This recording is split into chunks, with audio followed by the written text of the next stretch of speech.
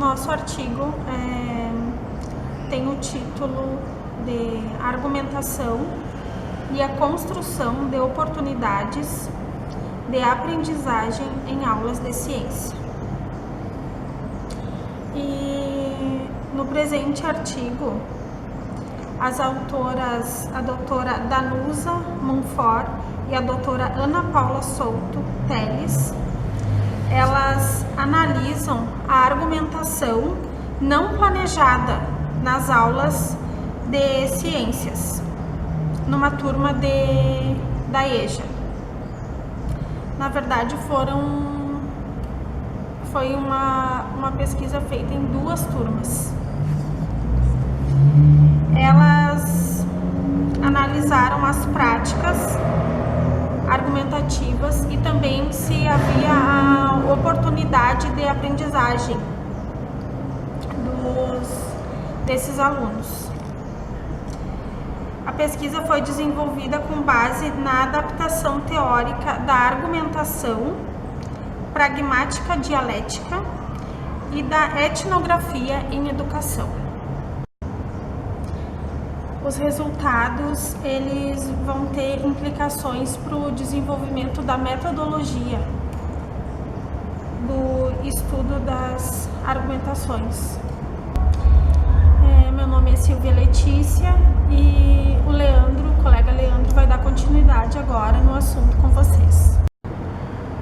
Bom, então eu sou o Leandro Lopes e vou falar um pouquinho da parte da metodologia agora do artigo.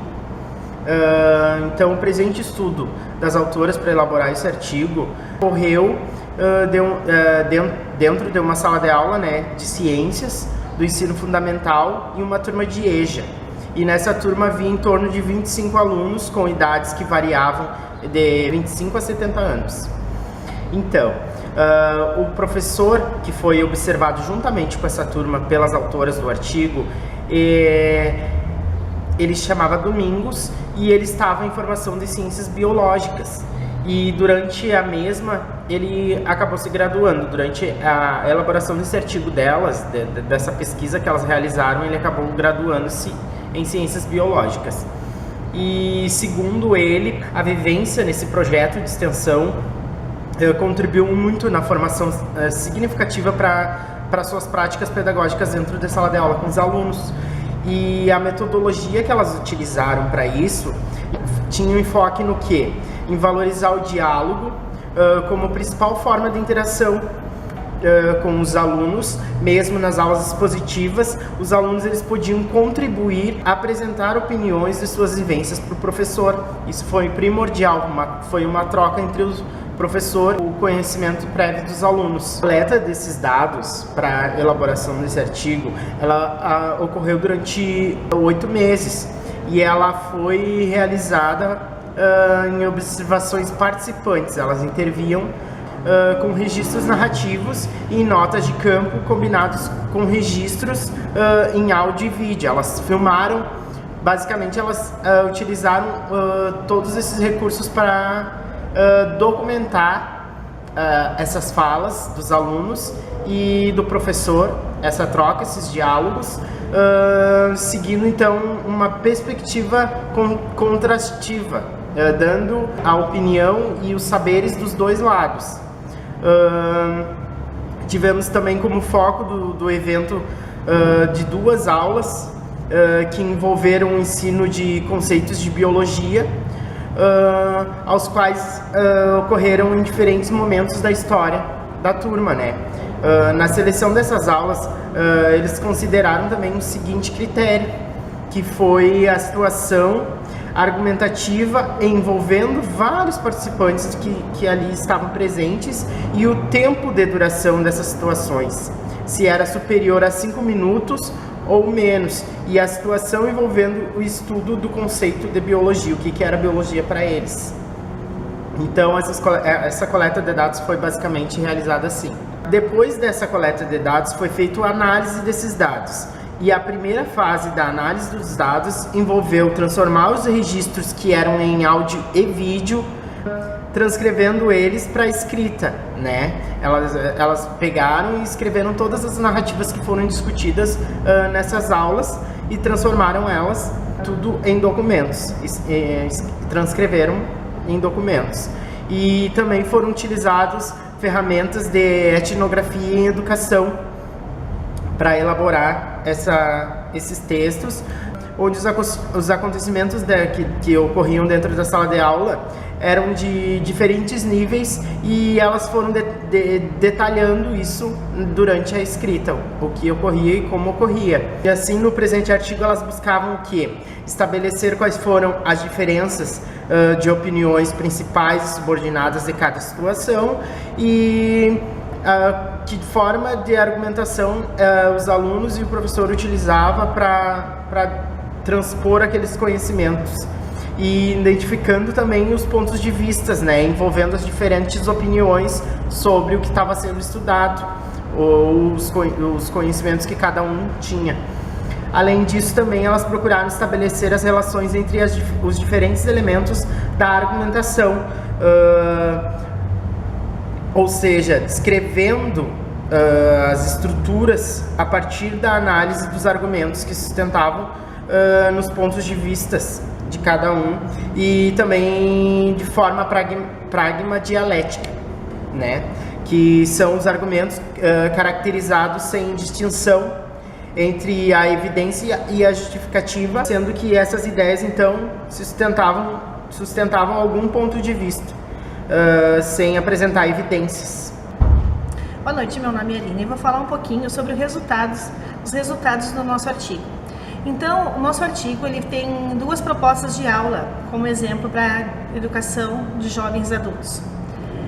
Então, eu vou chamar de aula 1 e aula 2. Na aula 1, o professor fez um breve levantamento do conhecimento dos alunos sobre o que eles conheciam a respeito dos tipos sanguíneos de doação de sangue. De acordo com as respostas que os alunos foram dando, o professor fez uma tabela no quadro e foi anotando as respostas. Ele pôde perceber o quê? Que as respostas que os alunos deram era um conhecimento prévio que eles tinham da vida deles, era como se fosse, fazia parte do senso comum de cada um. Então o professor resolveu fazer um desenho de uma hemácia. A partir desse desenho, ele começou a explicar sobre os anticorpos e os antígenos, para poder explicar o tipo sanguíneo, que tipo de sangue poderia, né, doar para uma outra pessoa e tal. E ele fez essa tabela no quadro, e então, assim, depois do desenho da hemácia, ele explicou sobre anticorpos e antígenos. Então ele fez algumas perguntas, né, alguns questionamentos, né, para os alunos. E durante esses questionamentos que ele fez, ele percebeu que os alunos tiveram assim divergências de opiniões, né, diferentes opiniões. Então ele percebeu que o conteúdo não havia, né, sido interpretado, né, pelos alunos da forma correta, e até nisso gerou alguns conflitos em sala de aula. Então, a partir daí, o professor pediu que os alunos observassem novamente a tabela e pensassem um pouco mais, né, sobre o que ele havia falado. Então, a partir daí, né, alguns alunos fizeram novos questionamentos e notou, né, que as questões, né, foram assim, mudaram os questionamentos, né, porque o professor acabou explicando de uma forma científica sobre a tipagem sanguínea, não aquele conhecimento que eles tinham prévio do cotidiano, né, que eles trouxeram da vida de cada um. E o professor, ele explicou de uma maneira científica, né, então como resultado, né, o professor construiu o conhecimento comum com a turma, levando a pensar de uma forma científica através das diferenças de opinião. Então, nessa aula, o professor, né, criou diferenças de opiniões, né, subordinadas, onde as relações hierárquicas eram bem complexas, né? Então, ele pôde ensinar que não era só, né, o conhecimento prévio que os alunos tinham que valeria, né, mas precisava do conhecimento científico para poder chegar a um consenso, né, no caso desse assunto que é a tipagem sanguínea.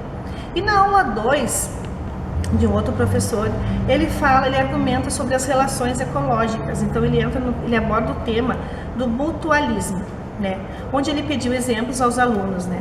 E aí, a partir desses exemplos, né, alguns começaram a perguntar, mas isso é mutualismo? Isso não é mutualismo, né? Então também surgiu divergências de opiniões, onde o professor ele viu que a maioria dos alunos, né, tinham também um conhecimento prévio do assunto, porém nessa aula os alunos não questionaram tanto, né? Não teve aquela discussão como na aula seguinte.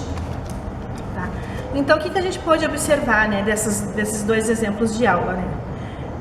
Que nessa aula 2, ao contrário, né, da aula sobre os tipos sanguíneos, né, tanto a diferença de opinião principal quanto as diferenças de opinião subordinada foram colocadas de forma explícita e sistematizada, possibilitando que os participantes estivessem cientes sobre os pontos de vista em discussão. Então, outro aspecto significativo que diferenciou as duas aulas envolve a análise das relações entre os diferentes desacordos que ocorreram em sala de aula, ou seja, em torno das diferenças da opinião principal e subordinada. Então, quando nós examinamos, né, as relações hierárquicas entre as diferenças de opinião, apenas 2 desacordos relacionados, portanto, nesse aspecto, foram muito menos complexas do que a aula sobre o tipo sanguíneo. Então a aula 1 foi bem mais complexa do que a aula 2, né, que era sobre o mutualismo, tá? Então a seguir a minha colega Viviana vai explicar um pouquinho mais sobre, né, mais resultados dessa pesquisa. Então eu sou a Viviana e vou dar continuidade ao trabalho que a Aline já expôs. Vou falar previamente da primeira aula que a professora deu. Ela trouxe uma aula científica, uma aula escolarizada, uma aula que pouco contextualizada com a vida dos alunos da EJA, e ela percebeu que eles pouco interagiam ou não interagiam por não saber a respeito do assunto. Não conseguiram compreender o assunto. Na próxima aula, ela trouxe uma aula pensando já no conhecimento prévio deles, nas formas tácitas que eles tinham já pré-definidas em casa. E dentro desse contexto, ela uniu o texto, né, o gráfico que ela tinha com o conhecimento deles, a luz que eles sabiam de ciências, de cada um sabia de ciências, e ali houve vários argumentos. E foi muito explorada essa aula, ao ponto deles questionarem também com o material que ela tinha trazido, né? Então, a partir do momento que ela trouxe material, eles conseguiram interagir com o que eles sabiam e o material que ela trouxe escolar. Foi um momento de internalização deles.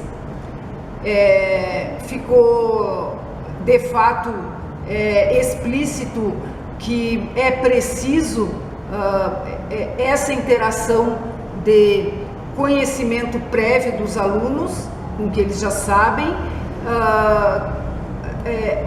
com o lado científico é preciso ter os dois, o aluno ou qualquer aluno, mas principalmente da EJA, é preciso ser trabalhado a partir do momento do conhecimento que os alunos têm. Meu nome é Daisy. Apesar da aula 1 ela não ter envolvido claramente, explicitamente a vivência de práticas de cientistas, ela se mostrou bastante interessante por ter trazido, né, à baila uma discussão dos aspectos da natureza do conhecimento científico associada às práticas e aos discursos dos cientistas. Já na aula 2, que falava sobre o mutualismo, a articulação entre os 3 aspectos da aprendizagem, ela se tornou visível mediante uma análise mais detalhada, ou seja, ela ocorreu a partir do uso de elementos que sustentaram os pontos de vistas na solução das diferenças de opiniões. Quando nós consideramos a diversidade da sala de aula, alguns aspectos da aprendizagem em ciências e em sua relação com os modos de argumentação, eles podem ser problematizados.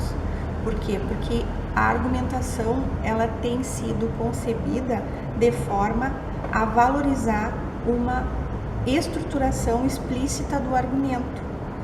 Por exemplo, inúmeros discursos dão destaque à importância de organizar o discurso argumentativo em torno de modelos, já pré-concebidos, de afirmação, evidência e garantia, também denominados justificativas.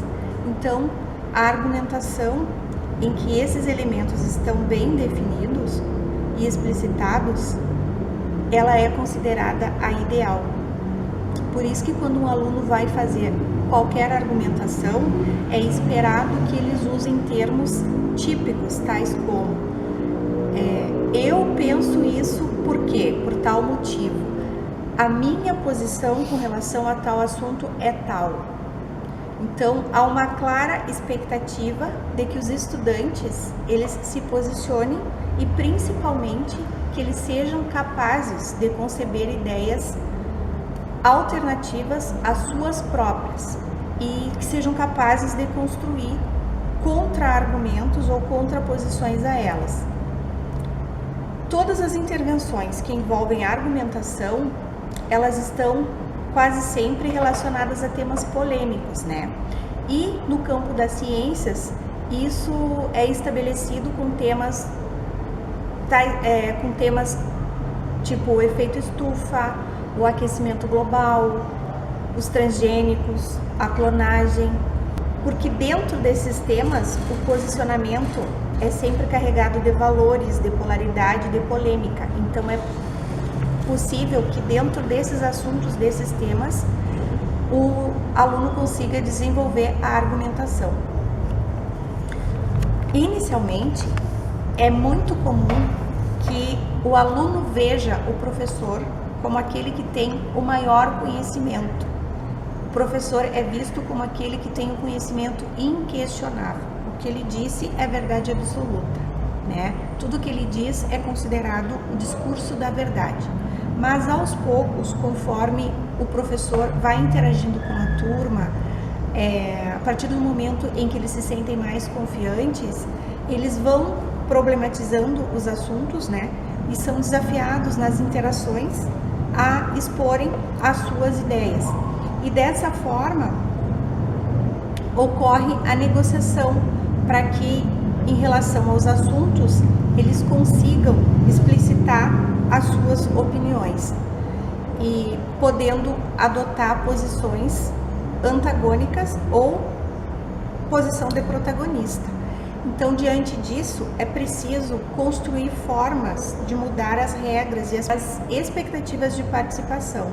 Então, é possível fazer uma transição para uma prática e discurso mais condizente com a ideia escolar. Ou seja, é possível que, a partir do momento em que os alunos eles se sentem capazes de discutir com os colegas e com o professor o tema abordado, que eles possam falar mais explicitamente usando o conhecimento científico e o conhecimento que eles trazem de casa.